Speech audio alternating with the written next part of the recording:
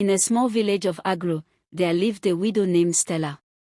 She was a woman of grace and resilience, who had weathered the storms of life with unwavering strength. Stella had been blessed with 2 sons, David and Daniel, and a daughter, Janet, whom she loved dearly. David and Daniel worked tirelessly on their small plot of land, cultivating crops. Stella and her daughter Janet would always prepare the favorite meal of Daniel and David. Janet would always go the stream with her friends. They would chat and laugh, and there would be boys always eyeing her because she looked so beautiful. In the evening after farm work, they would always sit together outside their hut and would chat throughout the evening. However, their peaceful existence was soon disrupted by the greed of Stella's late husband's brothers. They would always come to their house to threaten them about the piece of land, as the land was very fertile. Jealous of the land and possessions that rightfully belonged to Stella and her children, they concocted a malicious plan to seize their inheritance. Falsely accusing David and Daniel of wrongdoing that is a taboo in the land, they manipulated the villagers and even persuaded the king to decree their execution. The princess was against them, but the prince supported the king. Stella pleaded endlessly to the king, but the king was hell-bent on executing them because they stole the offal of the land. Heartbroken and distraught, Essie could only watch helplessly as her sons, innocent and hardworking, were unjustly put to death. With tears in her eyes, she mourned their loss alongside Janet, their sorrow weighing heavy on their hearts. As the uncles claimed their lands, Stella's grief turned to rage, and she cursed them with all her might. Bereft of her sons and now burdened with the loss of her land, she and Janet retreated into the solitude of their home, their sorrow casting a dark shadow over their once vibrant lives. But fate had more tragedy in store for Stella. On a stormy night, Janet fell gravely ill and passed away, leaving Stella utterly alone in her grief.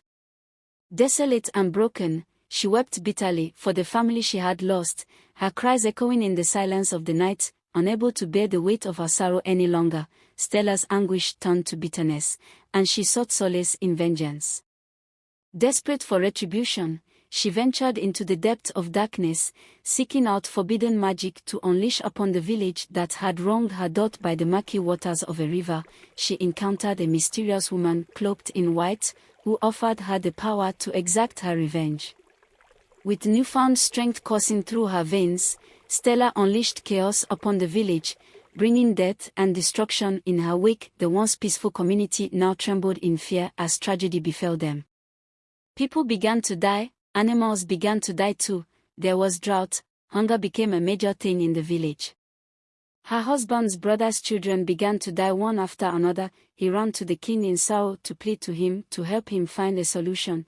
The king's son also took ill. The queen and the princess would sit by his side in sadness.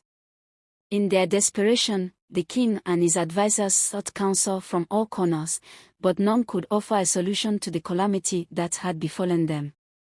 It was only when they stumbled upon a wise woman who revealed the truth of Stella's plight that they understood the source of their misfortune. They all went to the woman to plead with her, but she sent them out. Driven by compassion, the king's daughter, Princess Isabella, approached Stella, her heart heavy with empathy. Despite the widow's initial reluctance, the kindness of the princess touched something deep within her, and she relented, undoing the havoc she had wreaked upon the village. Grateful for the princess's compassion, the king bestowed upon Stella the lands and wealth that had been wrongfully taken from her. But more than material riches, Stella found solace in the companionship of Princess Isabella, who became like a daughter to her as they worked side by side, tending to the land and nurturing their newfound bond. Stella found healing in the warmth of the princess's presence. In Isabella, she saw the daughter she had lost, and her heart swelled with gratitude for the chance to love again.